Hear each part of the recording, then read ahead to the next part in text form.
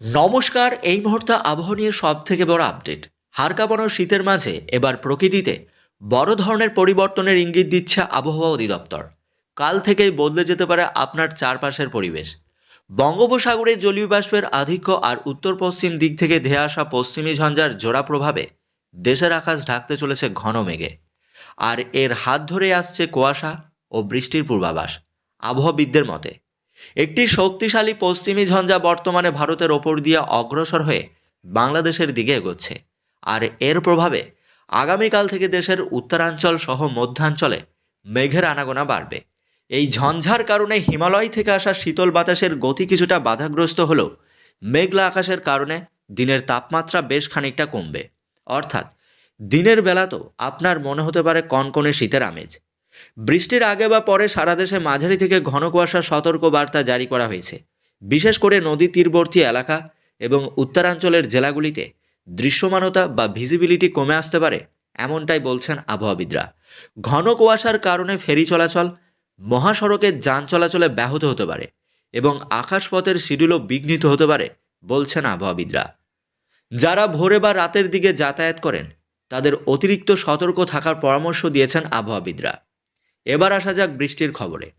আগামীকাল থেকে রংপুর, রাজশাহী, ঢাকা এবং সিলেট বিভাগের কিছু কিছু জায়গাতে হালকা থেকে মাঝারি বৃষ্টি এবং গুড়ি গুড়ি বৃষ্টির সতর্ক বার্তা রয়েছে।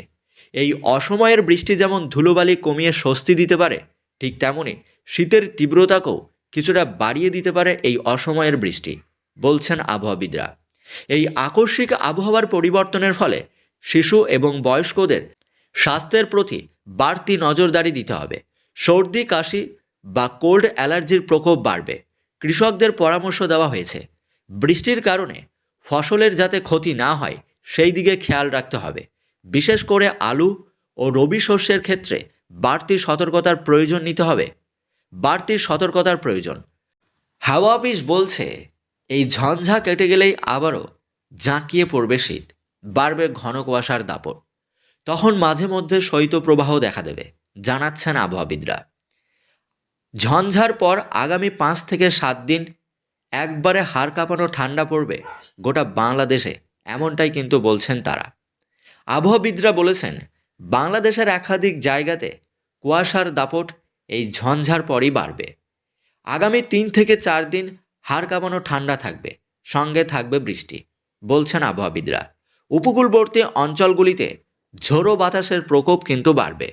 কারণ কি, এই পশ্চিমী ঝঞ্ঝার প্রভাবে একাধিক জায়গাতে এমন আবহাওয়ার পরিবর্তন দেখা যাবে।